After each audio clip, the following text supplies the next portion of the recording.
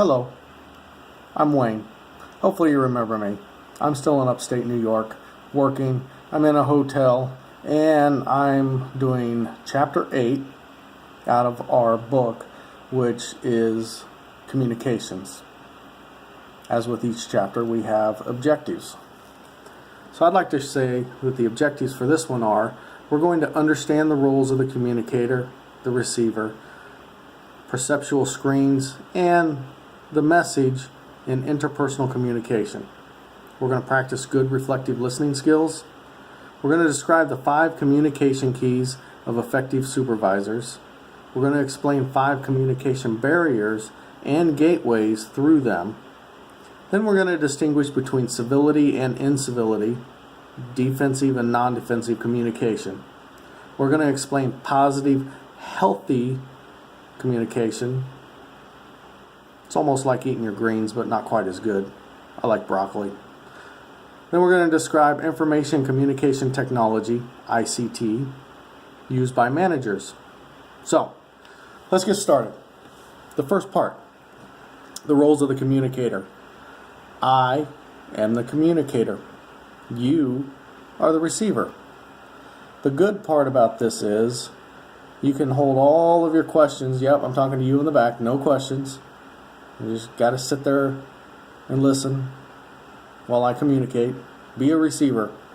Okay? I appreciate that. Now, the person listening, that's you. Okay? They also have what we call perceptual screens. The perceptual screen applies to both me and you, and it has to do with the way that we compose ourselves. How does our personal traits interact with one another? Okay? In the book, I believe it talks about the windows through which we interact with people in the world. Okay? It's our traits, right? I'm straightforward and to the point. I don't like to beat around the bush. I like to just say it, get it done.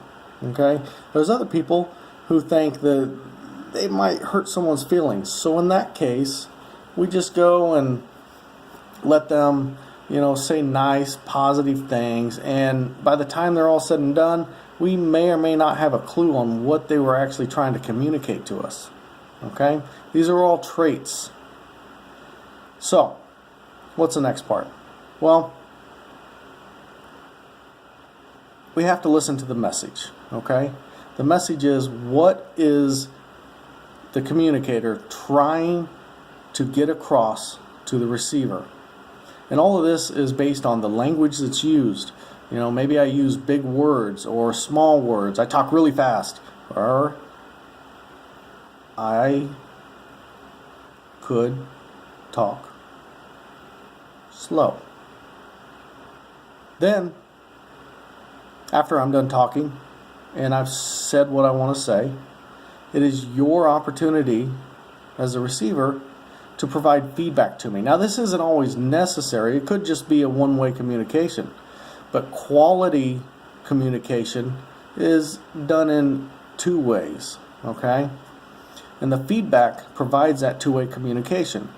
And in part, I'm sitting there, I'm going to tell you, everything that I want you to know. And I'm going to give you a whole bunch of data, or data, however you want to say it. If you like Star Trek, I like Star Trek. So, and that's all the numbers and the other stuff that may not necessarily make complete sense to the receiver until the conversation is done. And then once that's done, they will feed that back to you. Okay, they will reiterate what they heard from you. Okay, and that allows you to know that they got the message, what you were trying to say. Now, as a communicator, I have several different avenues which I can communicate with you, okay? And one of the best ways to communicate is face-to-face. Now, I don't have that option available to me right now, so I'm using video conferencing, or a video, if you will. It's not as good because I can't have 2-way communication, because I would much rather listen to you guys. I would like to have you ask questions. I'd like to be able to answer. I just can't do that right now. So, the next thing is email. Not as good, but it might get the point across. Text, same thing. Then you have letters. They could be formal, informal, or maybe I just leave a note, okay? And not nearly as good, but it's still a method of delivery, okay? So those are the roles of the communicator. Reflective listening. That's what you're doing right now. It's the skill of being able to carefully listen to another person. And I really appreciate you guys listening. I just want to say that you are a great audience. So, this can be personal. It could be oriented around emotions. Maybe the communication is to elicit a reaction from you. You know, you want to get everybody pumped up and hyped for the big game, or just to eat wings. I like wings. Things like that. Okay? There's 4 levels of reflective listening. First, you want to affirm contact. Okay? This is how the listener lets the communicator know that they are engaged in the communication. Okay? And this is done with either a nod of the head or, yep, got it. That is fantastic! Okay? Some form of acknowledgement. Okay? That's how you affirm as a listener that you have contact, or that the speaker has contact with you. Okay? Next, paraphrasing the express. Okay, so the receiver will reiterate the message that they heard. Okay?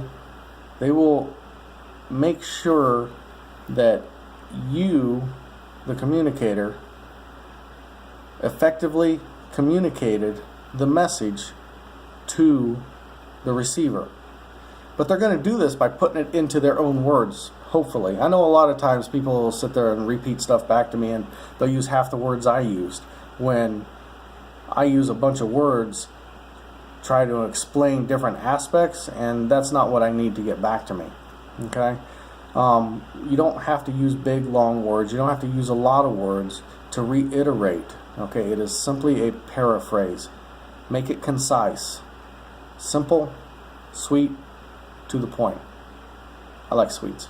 So, next, we're going to clarify the implicit. This is an expression of understanding, ensuring that the feelings that I am trying to convey as the communicator are being received by you, the receiver.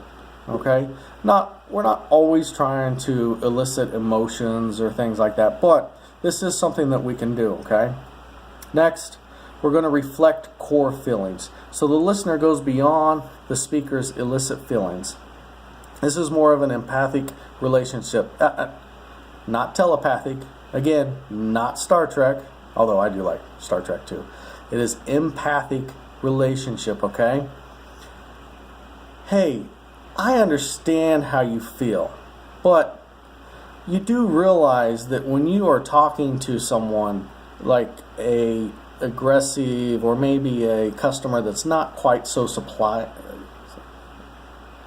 polite. I can't always speak.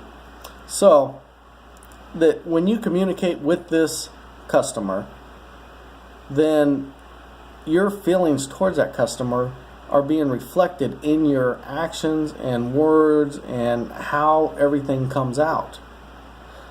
That would be an example of an empathic relationship. Okay? Other things you have are like physical cues, right? You want to make eye contact. See? Eye contact. Next, avoid silence. Because it always gets a little weird, maybe a little uncomfortable, awkward. And then allow the two-way communication. Okay? Talk. Say what you got to say. Listen. Clarify. Expand as necessary. Move on. Get the job done. Make it happen. Okay? Reflective listening. Next, 5 communication keys of effective supervisors. Expressive speakers. Tell them what you want to say. Okay? Be straightforward and to the point.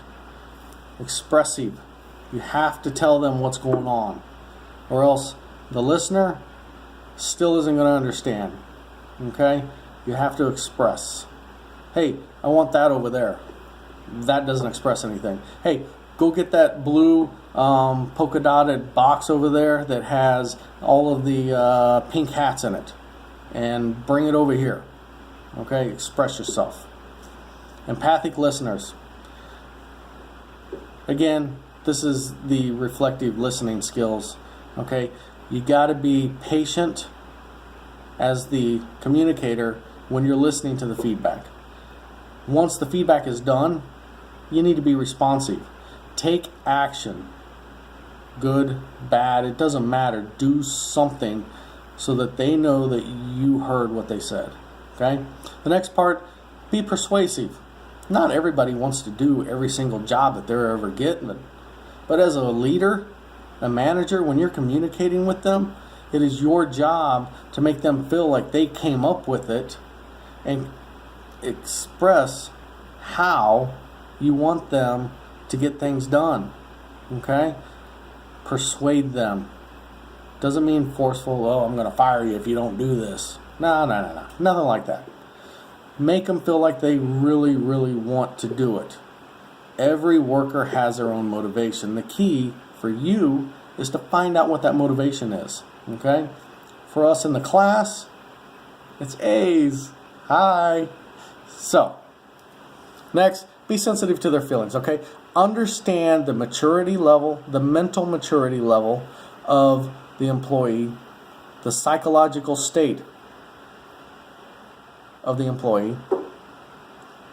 If you can understand these two things when you communicate with someone, maybe an employee, maybe not, but when you communicate with somebody, if you understand their maturity level and their psychological state, you can better communicate with them. Some people are open to constructive criticism, others are not. So you have to find a different way to talk about it. Hey, what do you think about how you wrote this to the customer? How did the customer perceive this? Why do you think that is? Let them come up with the answers themselves. Others are, hey, Wayne, that letter, terrible. A lot of stuff in there you shouldn't have put in there. You could have worded it much better. Next time, let's run it through me before you send it out. Okay, got it. All right. Informative managers. Okay. Knowledge is power, and knowing is half the battle. We've heard that, a lot of us have, for a long time. Okay? If you don't keep up with what's going on, you can't tell your people what's going on. You cannot communicate that. In order for them to know what's going on and stay on top and meet the goals, the objectives of your company, you have to know what's going on so that they know. Okay? Next. Communication barriers.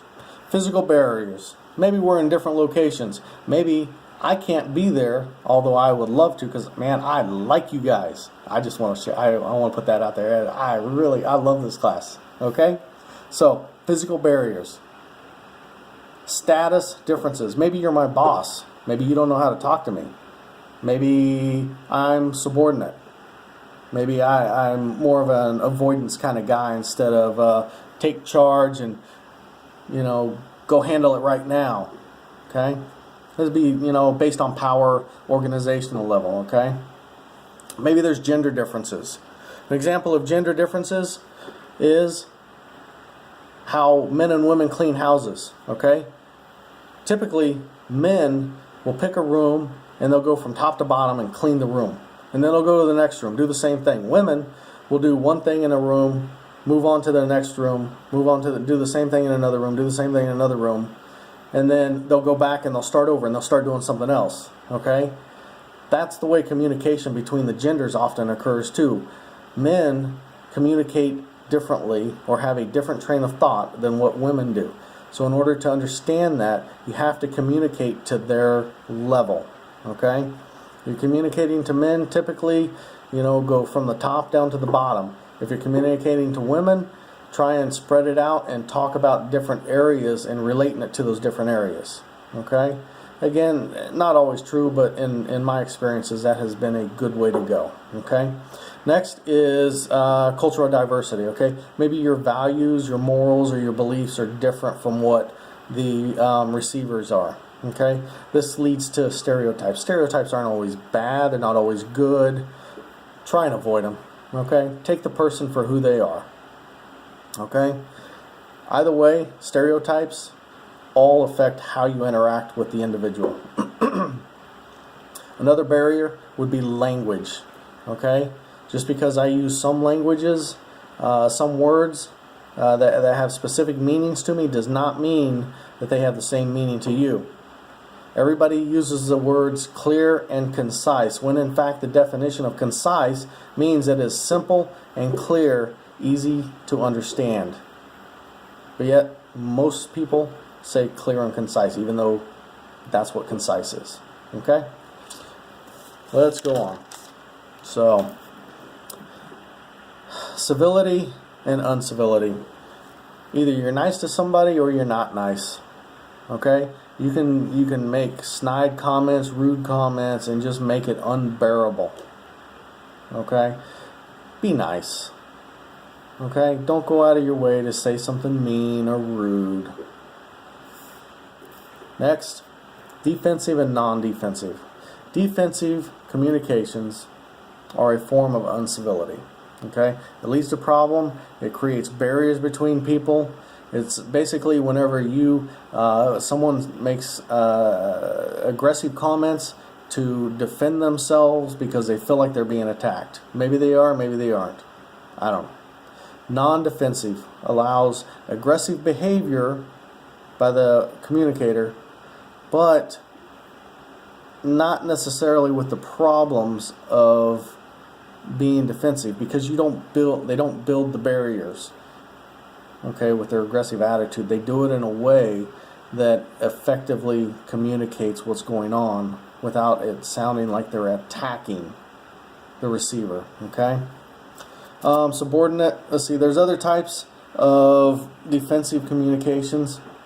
Let's see. You have subordinate defensive, which is where the person is withdrawn, tries to avoid it. Then you have a dominant defensive, which is where they're aggressive, that goes after you. You're going to believe me. You know, that's not what I'm like. I'm really good. I'm the best there is. Things like that, okay? Terrible.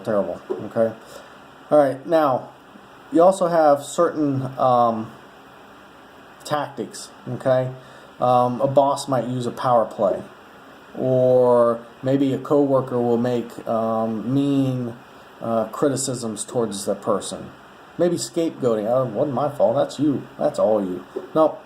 Okay? Those are defensive tactics. Your best bet is honest, upfront, and to the point. Okay? Next, defensive, non-defensive communication. Okay, this is a healthy alternative to conflicts. Basically, the speaker, when they're talking, is in control. They appear capable. They control their tone, voice inflections, their body language. Everything says, hey, I'm in control. I've got this handled. This is the way it is. But they do it while still being polite. Okay? But all of the non-defensive communications helps to build a strong, healthy relationship between them and the other people. Okay? All right, what is positive, healthy communication? It's a non-defensive communication was one. Then you have nonverbal communication. You have proximus, which is the use of personal space, okay, or the perception that it creates with not invading someone's personal space. You have kinesics, which is body movements and the posture. There are such things as an aggressive posture, okay? Facial and eye behavior relates the emotional state and shows the behavior intentions. People are very good at reading the body language of those around them, okay? I could be really angry. Yeah, it probably just looks like, I should go in the other room or something. So, your facial gives a lot of cues, okay? The next part is paralanguage. Inflections in the voice. Oh my God! Things that you do when you talk to get the point across, okay? These are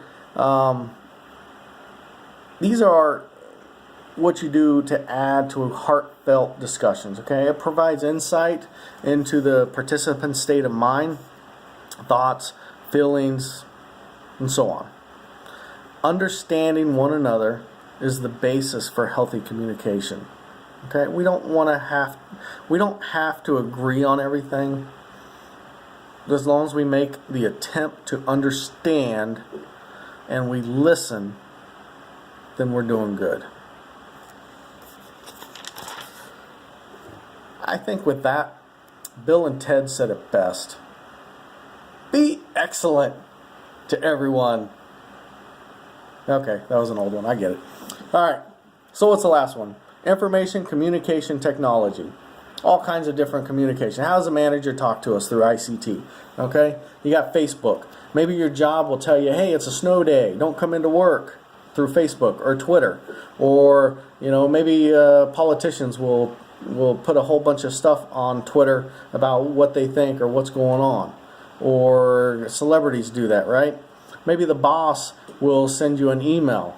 Emails don't necessarily convey emotions. That's why they're so terrible, okay? They can get across the data that you need, and that's about it. The same thing with text. That's another one. The bad thing about a lot of these is it allows the boss to communicate with you outside of working hours. So now you're effectively working when you look at this stuff, and you're not getting paid. Get paid. Everybody needs the money. Get paid. Okay? So in closing, when you're talking, what matters is that you speak concise, you get the point across, you listen, you allow that feedback, constructive criticism. Okay? Body language, posture, don't stand so close. Maybe 1.5 feet away is good. You don't want to get too close. Okay? Don't take it personal. It's just business. All right? This has been Chapter 8, Communications, and it's Organizational Behavior Science, the Real World, and You, and me. Thanks for watching.